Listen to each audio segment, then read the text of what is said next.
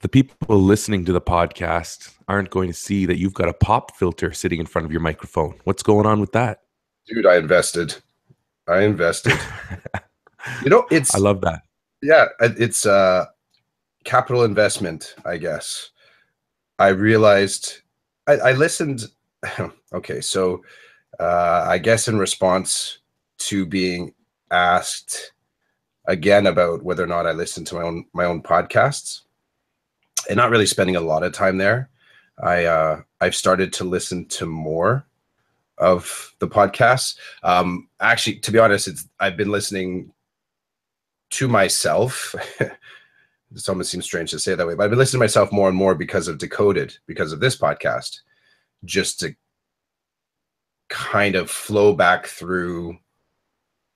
I told you it's given me a lot of thought fuel. I think I mentioned to you that somewhere, posted that one out. So in listening to it, I'm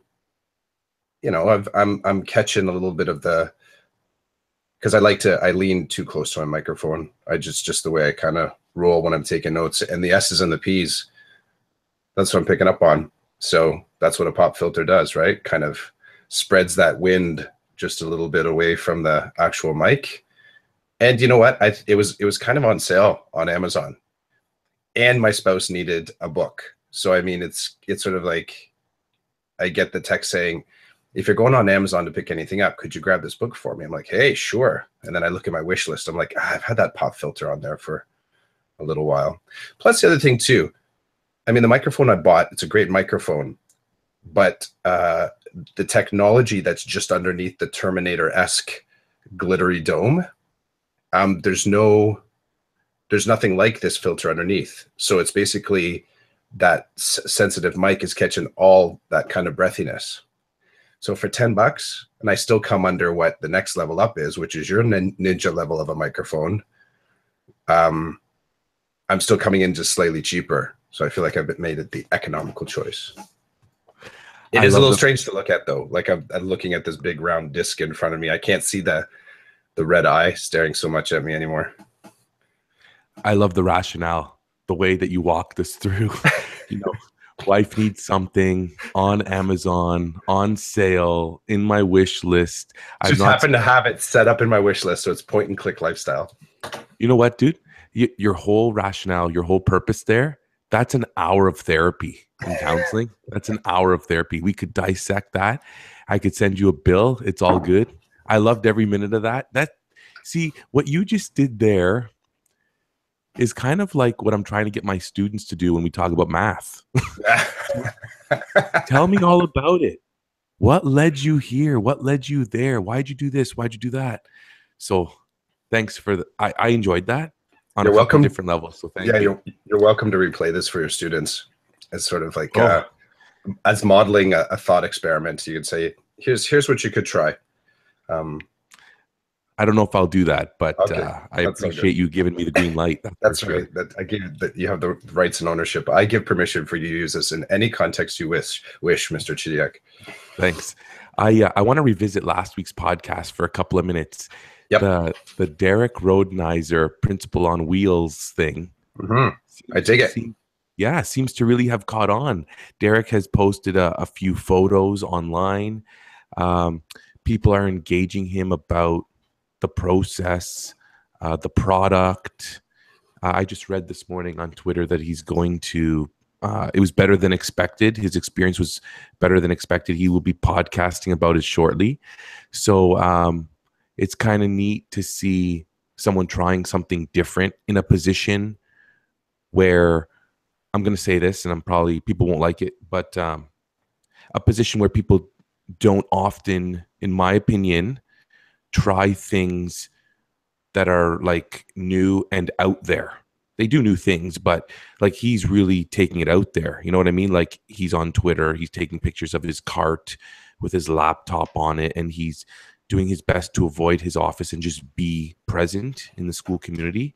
I'm sure there are principals out there that'll hear this and say, whoa, I do that too, but not like him, because we're not seeing pictures of it. Which doesn't mean it's not happening, but it's in the world we're living in with the use of social media and PLNs. It's kind of refreshing to see what he's doing. So that's all I wanted to say. I just think it's neat. Maybe more people will jump on. I don't know. And maybe there are people that they like their office. They don't want to come out of their office. I mean, I'm not trying to be negative there. That's just a reality. So anyway, I thought it was cool that there's some engagement there and that he's having some fun with it. Yeah, I totally agree with all what you threw down. I also really, really appreciate the experimentation, just the kind of going for it and gathering evidence. So many conversations about trying new things. One of the pushbacks sometimes I've heard is that, well, that's not me. You know, I don't do that. I don't do that. I've said before, and I know you and I probably even landed on this last week, is that it's really important to have the evidence, that evidence of truth. And if it's not, I get it. I love connecting with actualized people where they really do know themselves. But I find even with actualized people, and it's the same with me, often I throw down the hair trigger. I don't do that because, and I'm often hope no one asks me because what? Because I don't have any evidence. I have no evidence to support that chain of thought. It's more associated with other things. It's a conceptual connection. I've had a failure here. I didn't like this thing here, so I'm probably not going to like that. So what I really appreciate with what Derek has done is that he's dared to sort of gather evidence that will help inform whether or not what he's doing right now is a good thing or not a good thing for him. So he's given it a shot. And that, I think that's one of the small steps towards culture change. And that's incredibly difficult to shift. That's a monumental behemoth that, you know, when you go to different learning spaces that you're aware of and you start to do things a little bit differently, and some of the counter pressures and countermeasures that current culture can have to sort of get you to kind of fall in line with the operating system. So I really appreciate that he's just going for it. I can see he has elements of his office on it. He's included the Lego. I looked at, like, I kind of zoomed in on the picture that he had posted. I could see he's got all, it's like he's thrown the necessities in a backpack and he's heading out, hunting, gathering, you know, and then he's gonna, you know, come back for supplies when necessary. And it looks like individuals are kind of appreciating it. It'll be interesting to see what the iterations are, because if you can go mobile as the top dog in a school, what kind of cool behaviors are you encouraging in other learners in those spaces? Will we see mobile carts or mobile spaces for students as well? Is this a seed point of students?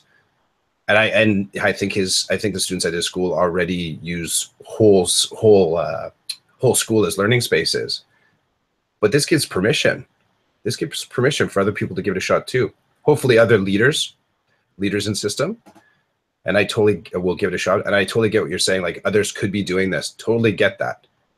But do we have access to that? And is that helping us sort of, we need capacity? So we need more people kind of giving permission to other seekers in the system to say, hey, maybe I could try that too. I need to see some more people. And I need to see people that are doing it kind of close to me. You know, I can fully appreciate him going for this, but he's in Ottawa. And there's a whole lot of school boards and systems between me and him. So what's the layering here? I'd love to see someone doing this like Coburg, Bowmanville, and then you feel it creeping up. Yeah, you got some people doing it TDSB, and then all of a sudden you're like, oh man, TDSB is just south of me. I guess this is a thing. I can do that in my board now. It is cool.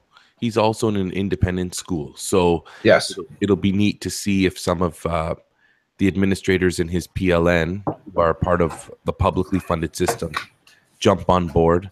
I imagine somebody would, because if you think about it, from my understanding, administrators are encouraged to be visiting classrooms and connecting with their school community and kind of seeing what's happening in terms of the instructional practices in the building.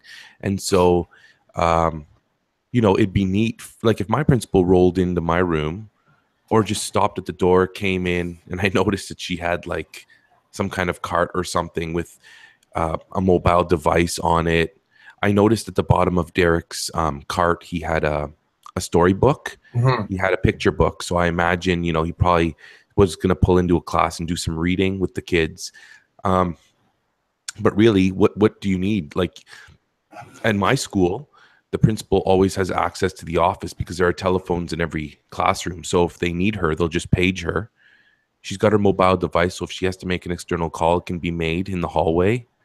If she has her computer, she can access her files, whatever it is she needs at the moment.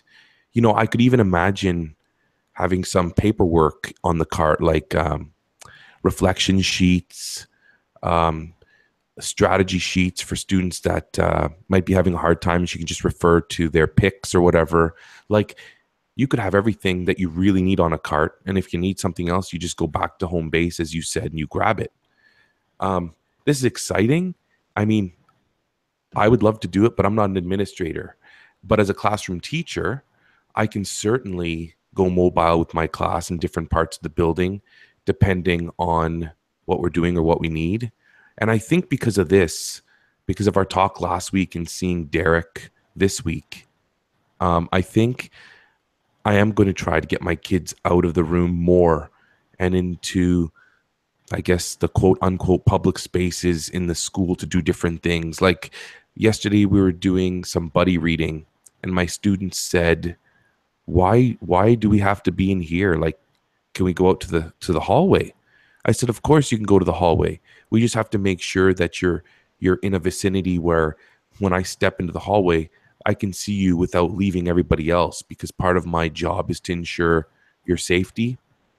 I have to be able to supervise you. So of course, let's go into the hall and let's take a look at some boundaries to see how far can you go without me losing the group, the other group. Like, I have to make sure I can see everybody. So we did that. But now I'm thinking I can easily do self-selected reading, buddy reading, all kinds of guided reading activities in public spaces in my school. And I'm not limited because I have my Rocket book, I have my mobile device, so I can easily do my guided reading group, the group where I read with students and they read to me. I can do that anywhere as well. So I'm thinking I'd like to take guided reading on the road and kind of see what happens. And I need to warn everybody in the building that when all 25 of us are in the hallway in this section of the school, don't be alarmed. If we're making too much noise, let us know, because we are part of the community. So we need to make sure that we're not disturbing other people's learning by the excitement that we're engaged in because of our learning. So there's going to be some explicit teaching there, which is fine. But I think you know how you always at the end of the podcast you throw something down. This is what I'm going to throw down. This week I'm going to start talking to my kids and my colleagues about taking our learning, particularly guided readings, where I'd like to start outside of the classroom. It could even be outside in our little. It's not an outdoor classroom, but it's a nice area with there's trees and rocks, and I could even take it out there because I have what I need to do my job. I'll make sure they have what they need to do their job, and we'll give it a go. So I'll report back next week on that. That's cool, man. That's cool. I can remember this year I decided, actually I'll go all the way back, I guess it was like the last school year, but it was in July. I went to, was it Make Ed or Maker TO? Was it there? Starting to get conference dizziness. It might have been there. No, seriously. Sometimes that happens, right? Oh, was it there? No, you know when it was? It was at, but it was, I think it was last year. I went to a Peel Ed camp, and some of the discussion there is what led me to go to the Maker TO conference, which was phenomenal. It was a really cool Maker Ed conference. But just prior to that, I went to an Ed camp because I'd never been to an Ed camp before. You know, so much digital stuff, but I'd never actually gone to an Ed camp, and I didn't really get what it was until I got there. And I really love the model of learning, especially when you get the participants really going for it. It was a really cool environment to be in, of people that are willing to learn and share, and not necessarily about digital stuff. But that aside, one of the conversations that the pineapple chart there led me to was around makerspaces. And like, I don't have any, apart from having bits and pieces in my classroom and constantly having creative distractions around me, because I take breaks so frequently to do other things.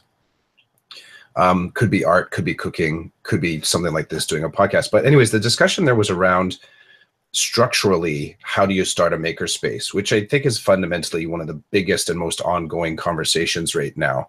I see it happening so much more than just the share of what your makerspace is doing. It's how do you get it rolling in your school? And I kind of put into the group, it was funny because in the group, there was probably about 20 of us that walked into the session, and most of them were teacher librarians. And I started to get this feeling of, you know, why is this only important to librarians? And so I asked the group, I said, you know, I have no experience in this, but what strikes me right away is that this is a heck of a lot of responsibility being put on librarians to deliver. I saw it in a lot of ways, to deliver, to show that they're teaching. So to create a space where they're teaching something. Second, to add value to a library.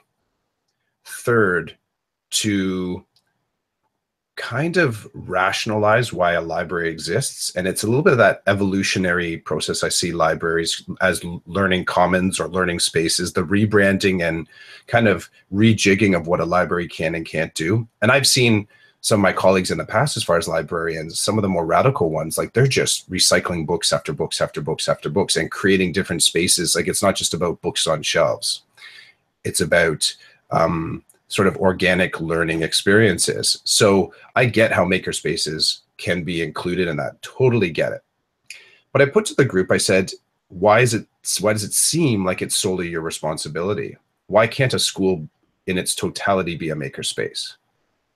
So when these kind of tendrils of creativity start to grow outside the library, what then?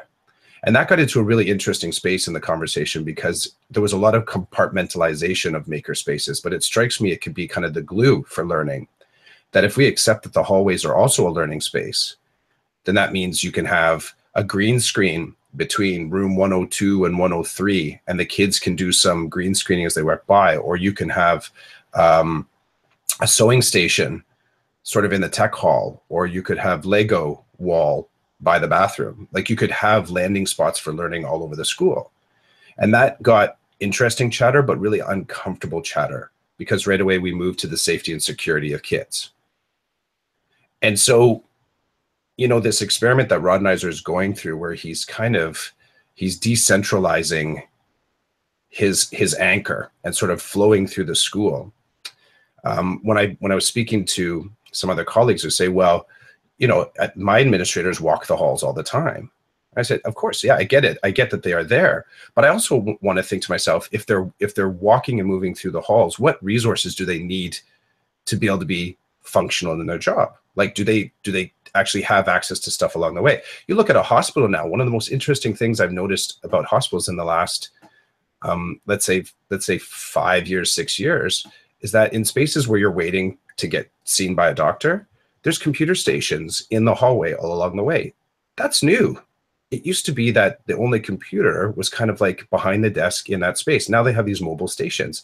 That entirely speaks to me like other systems are getting it. We need the human to not be bound to a desk in order to interact with other humans.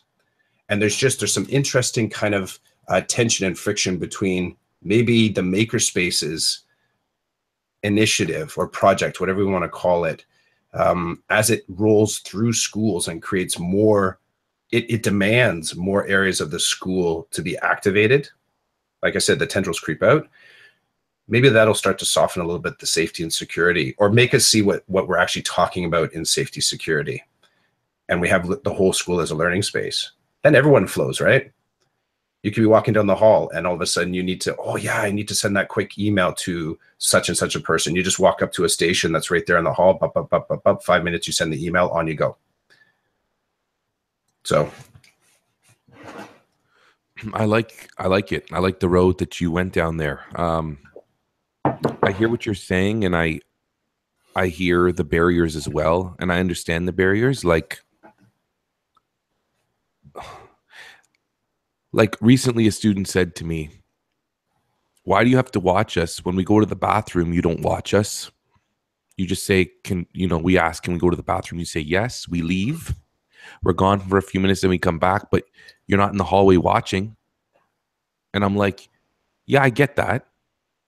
And they're like, "Well, what's the difference between me reading in the hallway or working on a Chromebook in the hallway and you can't see me like initially?"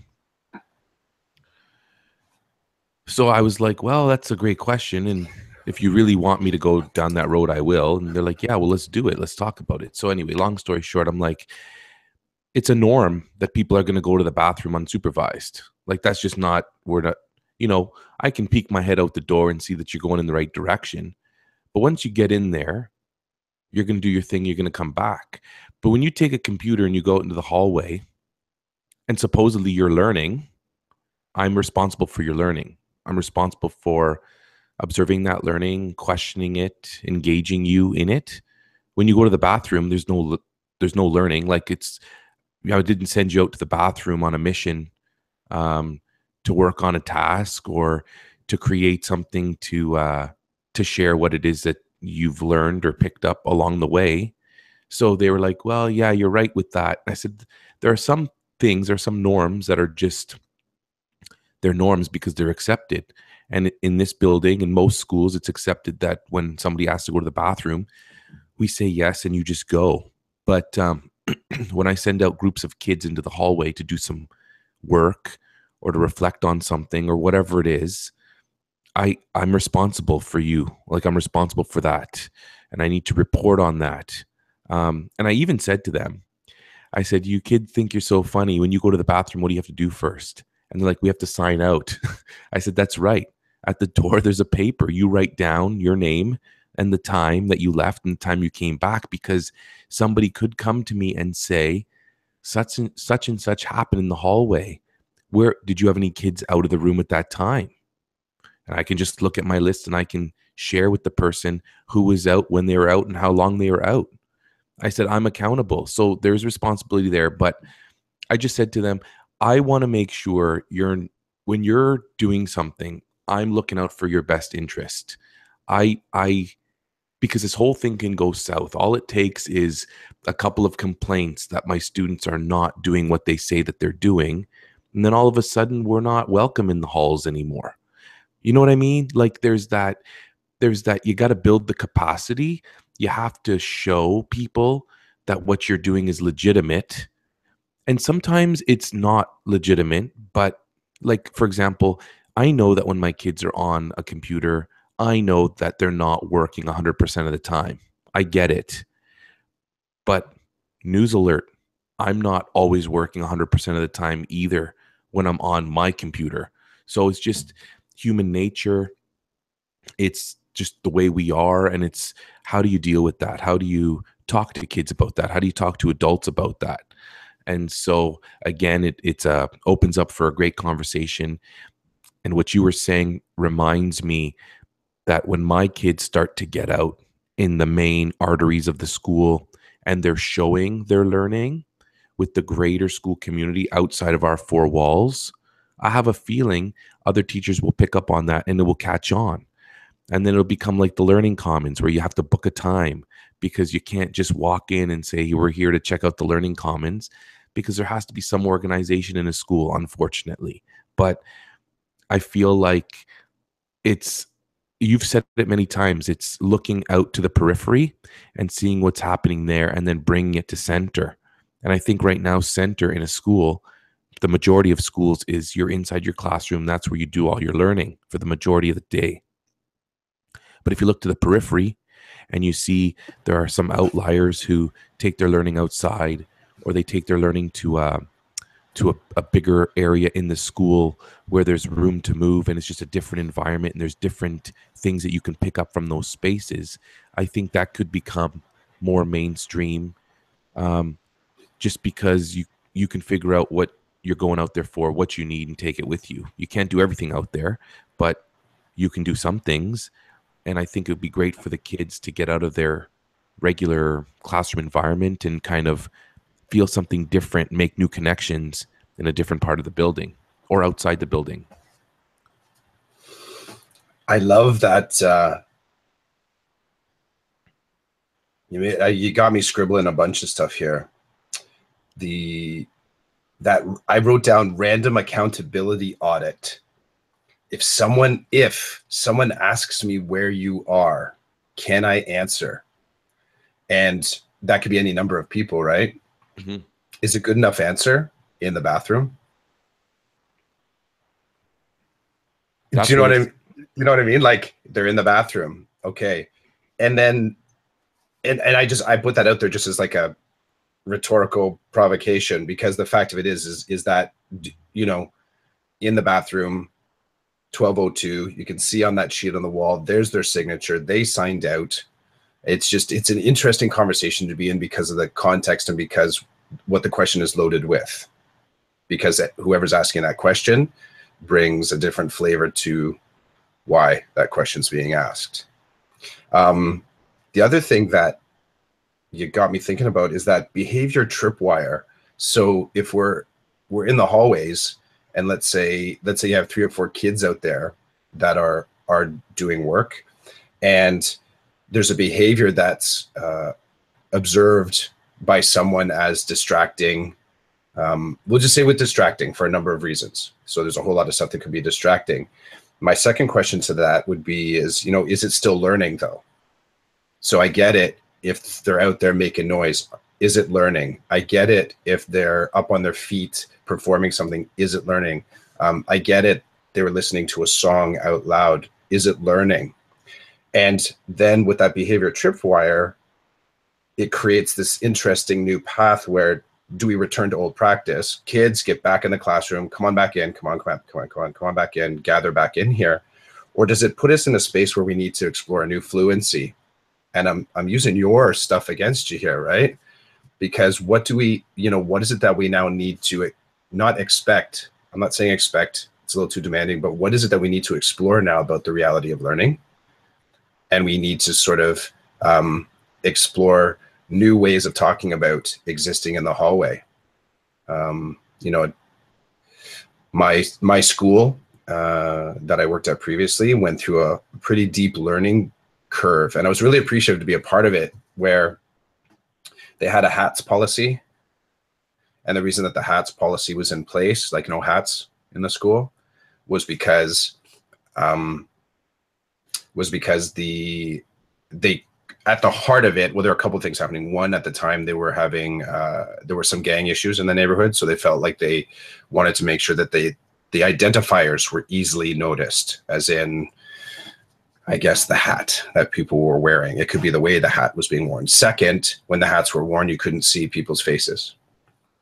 So they're still in the midst of that conversation. But the irony is now the technology has changed such that the cameras can now see lower angles.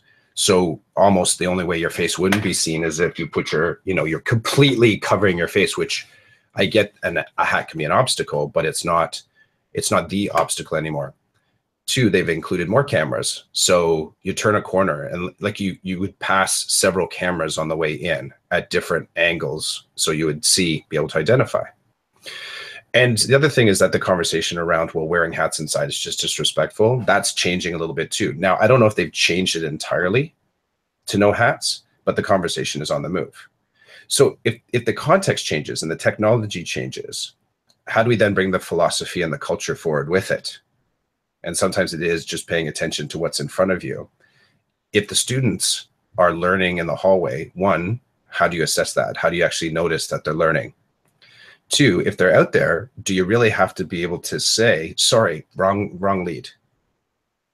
At what point would we be able to stop saying, yes, they are actually, check their GPS because they're in the, kid number 1 went to the bathroom, kid 2 and 3 are actually just sitting outside the door. Kid 4 needed a mindful moment, is just standing outside the back door grabbing a breath of fresh air, but they're findable.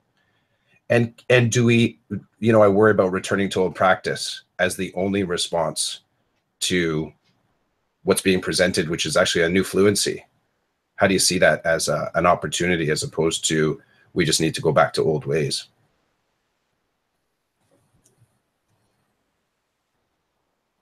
Lots of good points there, Chris. I want to jump on how much of what's happening might look or might be an interruption to other people, but is actually good learning for the student or for the group of students working. That's a tough one, right? Because when I send my kids out, I tell them, listen, the reality of our situation is that we're in a building with, I don't know how many, 17 other classes that are learning. And they might be learning in a different way at the moment. They might be learning, their doors open and they're doing something quietly, independently, and they need to focus. And I know what you need, but you can calm it down a little bit out there, because I don't need a phone call from the teacher down the hall saying, Mr. C, I don't know what's going on, but your kids are being really loud and my kids are having a hard time. And then I've got to navigate the murky water there, which doesn't really, it's not a big deal, but I want to be able to say that I'm teaching my students to be responsible citizens and lifelong learners at the same time. And you have to navigate those two, right? Like, you're on the fence and you got to try to stay right in the middle and do both things, but you're going to fall over here and fall over there, whatever. And for the most part, I'm lucky because my room is isolated from the other rooms. So I'll try to take a picture for you, Chris, and you can see kind of where I'm located and then where the next classroom is beside me on either side. And it's really cool because the Learning Commons is right in front of me. And there's a bathroom there too. So talk about disturbing learning. I've got kids coming from all over the school that use the bathroom across from my classroom. And you should see some of the shenanigans that occur right outside my door, right? So, but I've become like numb to that. Unless one of the kids says to me, hey, Mr. C, there's like a fight outside your door. I have no idea usually that there are kids walking around. Kids will peek their head in and wave at me. And we just keep going because that's the norm now in our classroom. But I appreciate your points about how tech is changing. New fluencies, they are around us, and we need to jump in, and we need to I want to use the word norm. We need to make them the norm. We need to get comfortable with how things operate and how we work as educators and how students learn. I get it all. I just want my kids, like the students that leave me, I want them to leave me with an understanding that there are others around them and you can't always have your way. And when you want to do something, which it's a good thing, you need to be able to navigate around other people, because other people are not always going to let you have what you want, or they're not going to provide you with the support you need to get what you want or what you need. So I get it. I see them in the hall laughing. I see them in the hall having a good time. And I usually let it go. Sometimes I approach, or when I do approach, I say, hey, just, I see that you're enjoying yourselves. Make sure that you can back that up when you come back in here to talk to me about your learning, or when I come back out to talk to you. You got to be able to back it up, because all I'm seeing from my vantage point is the 4 or 5 of you having a great time, which is awesome. I'm not saying don't. I'm saying, can you back that up? Are you going to be able to report that the task you're working on is 50% complete, or the learning you're doing has allowed you to make connections to other learning that you've experienced this year or in years past, or in your life outside of school? Like, when we have that conversation, I need to be able to gather something from it that shows that you're moving towards your learning goal using the success criteria. So it always comes back to that same thing for me in my classroom at the moment is, we're here to learn. Here's our goal. Here's how we're going to get there. I'm very open to how my students want to get there and how they're going to get there. But there has to be that piece at the end of the day, right? That fluency, that's not going anywhere. Any new ones can jump in, but the one that where I need to see something, whether it's new learning, struggling, whatever. Like it doesn't always have to be that they're on top and they get it all. Then no, not by no stretch of the imagination, but there has to be something that shows me that they're moving in the right direction, even when they're moving in the wrong direction. And so that's my piece on that. I love the way you push back, with the fluencies and with the way things are changing, and we need to be open to those changes and invite them so that kids have a new way to learn, or kids are more comfortable, or kids have a new idea of what school is compared to what it was for you and I. Like when I was a kid, we never left the classroom ever, only to go to the gym or the library, or there was something strange going on outside, like the fire truck came and all the kids were allowed to come out and talk to the firefighters. Aside from that, I was in that classroom. And I have to tell you, I didn't enjoy it because I'm a kid that didn't like school. I didn't like school one bit. So the fact that I had to go and sit inside four walls and just do like paperwork all day, it killed me. Like it just killed me. So I'm open to not doing that to my kids. And again, you've thrown down so much. It's hard to keep it focused, but I think you get my flavor by the way I explained it and what my bottom line is. But it's coming because, like you said, tech has changed so much, right? Like things have changed so much in the last 10 years with respect to education that I think that anything is open for debate. And there's always going to be people who aren't interested in debating it and want to stay with the old. But I think the wave will come and it'll slowly push and move people. Yeah, I think so. I guess the wave, like whatever creates the change, I've been recently spending more time, like you touched on, looking at what has already changed, and are we seeing it?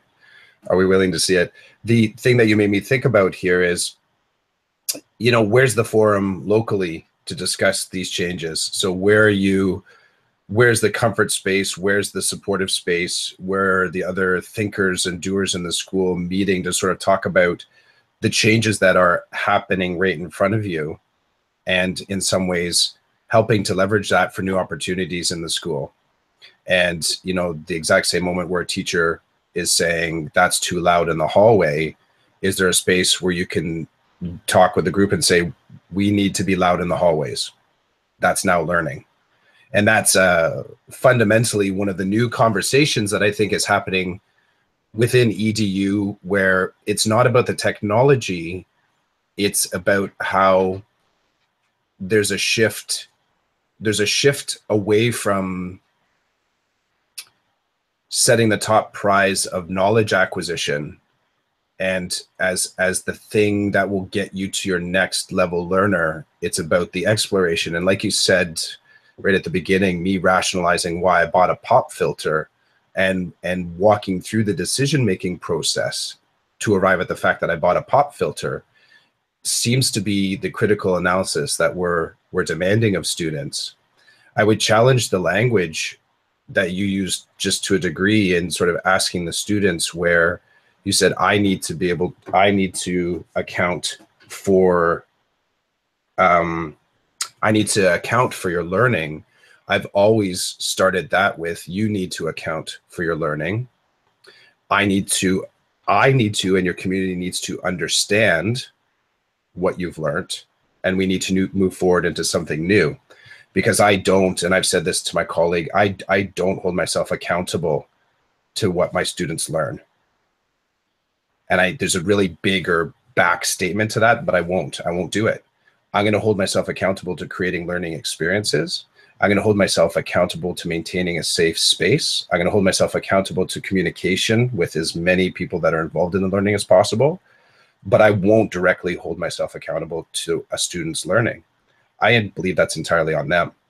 And I'm trying to create conversations where that type of agency helps foster an environment of independent thinkers and critical thinkers. Now, our contexts are different. I get that. At elementary, you may be working in a different part of that sort of spectrum of catch and release, where the students are growing into their future selves. So for me, it really is about, hello, 16-year-old student, you need to bring your questions. Actually, even just yesterday, student working with us that is editing a comparative essay for, not for me, so this student in particular is working with us, but will be going back to their home school soon. So they're on suspension, and they were working on a comparative essay. And my colleague said to me, so we have two spaces separated by a door, and my colleague said to me, okay, the student was working on the other side, so what is more known as our counseling space. We have technology in there as well. So Pam said to me, she said, so-and-so is starting to work on that essay. And I was on the other side at my standing desk, just sending out some emails. I said, okay, great. I looked down at my agenda. They're in the period that they're supposed to be. They're working on the task that they should be. And there was this pause. And there was the question around, well, are you going to come over and help? And I said, no, the student hasn't asked a question yet. And that's just that's just dipping the toe in how I sort of say, it's the question in this case that will bring me to you. Other things can bring me to the student as well. It could be noise. It could be that I'm curious. I observe, I look over, I'm like, that looks really cool. I want to see what they're doing. But I don't make that decision. I don't make the one decision right away. I need to gather a little bit more information. And in this case, I felt like what the student needed to work on a little bit was that self-advocacy. Sir, can I talk to you? And I actually worked them through how they could even get my attention, because on my side, I have Google Docs up. I showed them how they could send a DM to me or do a comment that I would notice. They could just call out, because we have that space. Clough, could you come and talk to me for a second? Or it could be student to my colleague, could you ask Clough to come over? And I would, but there was none of that yet. So it's, finding, that's the example that I would share in a forum where people are starting to talk about what does it look like to have whole school learning.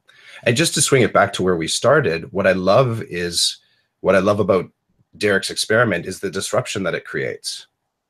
Imagine as that administrator is walking down the hall, the conversations around what they're doing and why they're doing it to be done in a public forum. And that goes all the way back to what you're saying, is that other administrators and leaders may be doing this, but we're not seeing it. So we're not building that. One of the things that someone told me about, when you can when you're sponsoring change, where you're getting people and supporting people to help with their change, sometimes what they need to have in order to change is the support of a leadership group. They have to feel like there's others that are kind of doing the same thing and will support their change. The other two things that I was told is that moral imperative. So you just feel like in your heart, you want to change. You feel like, I got to do this. I got to make a change for the betterment of education. And then you need the knowledge. Like, you have to do the research to be able to fuel into that. And I love that Rodenizer is in a place where he has the independent thinking aspect. He has the independent school, and he can test drive these things. Because I think that we just need pockets. We need pockets of these things popping up. Shauna Pollock is another example, sort of like cutting from the norm and disrupting what we understand as far as education, yet you're right there. You're right in public education space and saying, this is what we're doing. We're not completely leaving the tribe or going completely so far out. We're coming back to that home community, and we're still you. We're still doing this. We're still tight. We're still the village, but we're going to do something different, and we're going to see where this falls. I want to throw down something about Shauna. Shauna, okay, so you can tell me what you think of my perception, but because she's really laid a foundation of innovation over the past few years. Like, she's an author, she's a presenter, she's a speaker, she understands ed tech, she has a solid professional learning network. Like, people like Shauna, when I first heard that she was going to open her own school in Ottawa, I didn't bat an eyelash.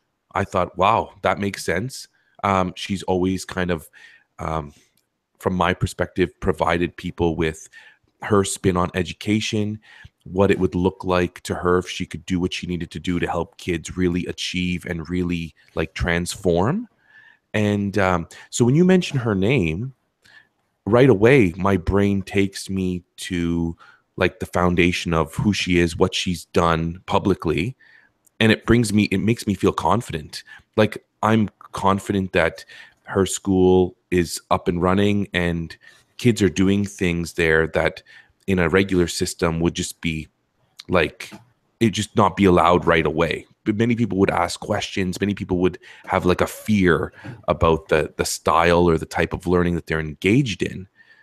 But it's all little bits of her learning along the way that have brought her to a place where she's transformed as an educator. And so I just think it's really cool and interesting that as soon as you drop her name, already she's got street cred um, over years of time. And so it doesn't surprise me that she moves in that direction. And in fact, I feel confident that her experiment, if you want to use that word, will be relatively successful. Whereas if you dropped another name, I might be like, why is that person doing that? What has that, where does this person have any background or any experience doing things of that nature?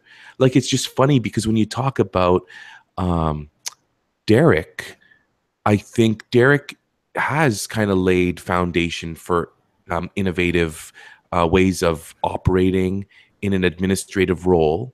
And now he's doing the mobile cart thing, which is more evidence, like it's more concrete for his foundation. And so eventually that's going to build steam. And then people will be throwing his name around about new things, and people won't really have that fear. They'll just be like, oh, yeah, that's what Derek does. And wait and see what he does with this now and how he communicates his learning to everybody else in innovative ways. So I just, for me, there's, it's that street credit that comes into play and really gives me confidence. So, and sometimes I ignore that. Sometimes I put that aside because just like you were saying, sometimes you need to just step outside the box. So if you say Joe Blow is doing such and such in Toronto, and I follow Joe Blow on Twitter, I never see anything that kind of shows that Joe Blow is stepping outside of the box. My initial reaction will be, oh, I wonder why Joe Blow's doing that, or what is motivating Joe Blow to kind of like go out to the periphery when normally Joe Blow is a very central person. But, within my learning, I need to be able to say, hey, Rolland, turn that part of your brain off and be open to what's going to come. Just because you haven't seen anything from Joe Blow doesn't mean there's nothing to offer. By far, I'm not, I need to turn that off and move forward. But I can't help but reflect on all the amazing things Shauna has done and the way she operates with people publicly based on my perception and experience that leads me to feel very confident about her endeavor. Just like with, I call him D-Rod. I don't know why, I kind of like it. D-Rod's mobile cart. I feel like he's done a lot to back himself up around trying new things, about communicating and sharing those things with other people. So I just thought I'd throw that out there because that's like the human element that sometimes people don't talk about. You know what I mean? Like they don't go there. They think it in their mind, but they just don't go there. So I felt like, hey, maybe I should go there. It's a great provocation. I think Jen Apgar dropped a resource on Twitter this past week, and I forget what it was called, and I've never really understood. I gotta get the term right, but basically it's a ministry document, and they call it something. It's a is it an M word? I'm dropping it, but basically one of the quotes that grabbed the attention out of it was these supportive conversations that we have, where we have good discussions, and do the good discussions result in any action or creativity or change? Oh, what's it called? Was it called a monograph? Yeah, that's the word, a monograph. So thanks, man. That's awesome. So this monograph, that was the extraction that she put there. And here's where this example that this extended example that we've landed on today is that when the good discussions turn into positive risk, then there's an element, of course, we want it to succeed. I want to see this sort of idea of mobile leadership expand be test driven, see different iterations, but I also want to see it get broken. I also want to see it crash. I don't want to see anybody crash and burn. I want to see it crash.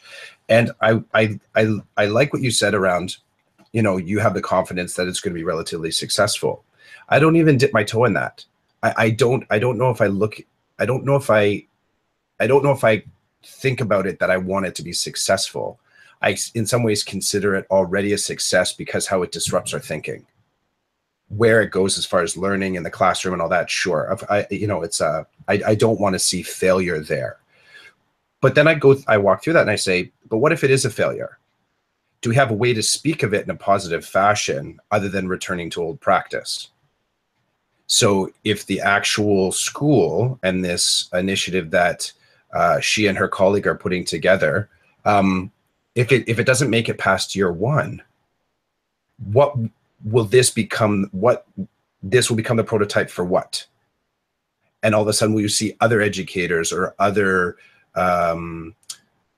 learner groups or learner communities saying, we can do this too, because someone took the chance on creating this model.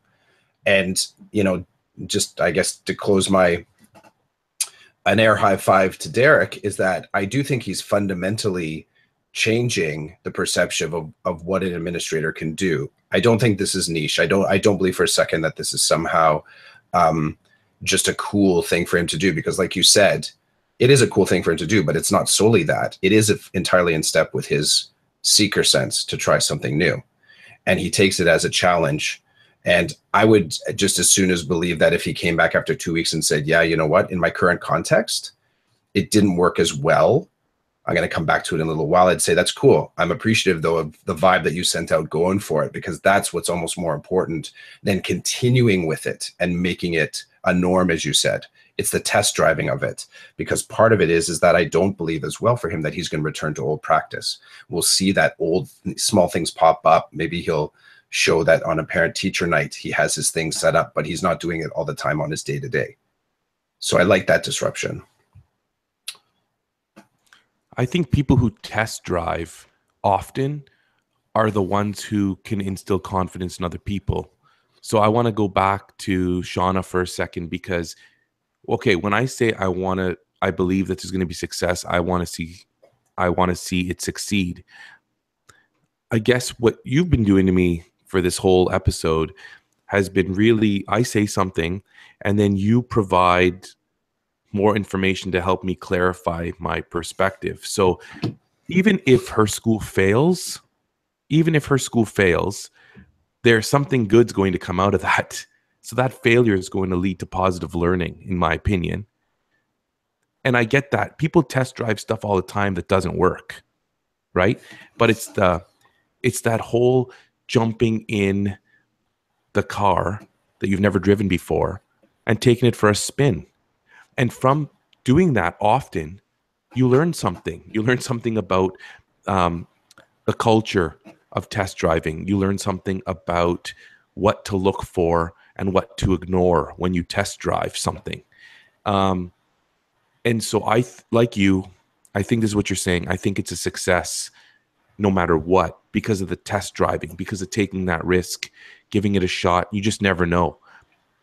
You just give something a go and you can learn something, but it might not be a sustainable practice. And then you just take the knowledge you got from it or the experience and you move on to the next test drive. And then you can apply your knowledge and skills there. Who knows? But you have the evidence. Sorry, you have the evidence. And that's what's so important. You have the evidence to be able to make that decision. Dude, holy crap. Yeah, you know what one thing before I let you go, yeah, I really like the fact that you and I try to establish a topic for the podcast. I'm still into it too. Don't reveal it. Maybe we'll go there next week. Let's see how it shapes out. Yeah. I won't reveal it, but it's just funny how we're like, okay, this is what we're going to talk about today. And then we don't get to it because all this other cool stuff pops into play. And it almost seemed like we had it nailed. Like we actually had a course of action. Maybe that's the thing, right? Maybe that's what we're talking about here. Someone, we're observing our own learning and saying, yeah, well, we're not gonna demonstrate this one this week. Right. That's okay. Well, have a good week. Yeah, you too, bro. Oh, sorry. No, not at all. Sorry. I was going to say next week I will talk to you about my experience of taking my class out of the classroom Mhm. on purpose, to try some of our learning outside of the four walls. Yeah. See if you notice what other people notice about you. I will. And I'm going to let the office know what I'm doing, because I always let the office know what I'm doing. As long as you sign out on the sheet on your wall. Chidiac in class, we are not in the bathroom. Can I just throw 40 down minutes? Can I throw just one last closer? So my last school, it's funny, just that signing off on the thing. I had students. So when I was doing alt ed, I had students that they needed to be mobile. They needed their feet moving so that the brain could read a book. So often I used to call them prescriptions. And what I would do is write on a Post-it note, and I would give it to the student. And on that Post-it note, I would write, I have permission to use my feet to help me read. Clough knows that I'm to be back in class in 10 minutes. And he also knows that I will be able to answer questions about this book when I return to him. And I would sign off on it, and I would put the time frame, because I know that when that student was walking in the hall, most likely they'd be approached by 4 or 5 different teachers saying, where are you supposed to be? And they would hand them the little prescription and they'd say, Clough knows where I am. I have permission to read as I walk. So it's in that frame of noticing how people notice you in your class. It's important, because I think that becomes part of the forum of the discussion as how do we spark this up? How do we move to a new fluency? I love that. An educational prescription pad. Yeah. I love it. Yeah. So now I need to make that and put it on teachers pay teachers before somebody takes it, right? Oh, dude, I saw that you can actually, there's somebody released a template where you can actually print out custom posties. You just kind of put them on a sheet, and that you can put whatever images you want on them. You just put it through your printer. You'll have to connect me with that. I will. I'll send it to you. I'm gonna give it a ride this week and see how it works, because I want to try making some classroom specific posties. All right, dude. Cool. Have a good one. You as well. Take care.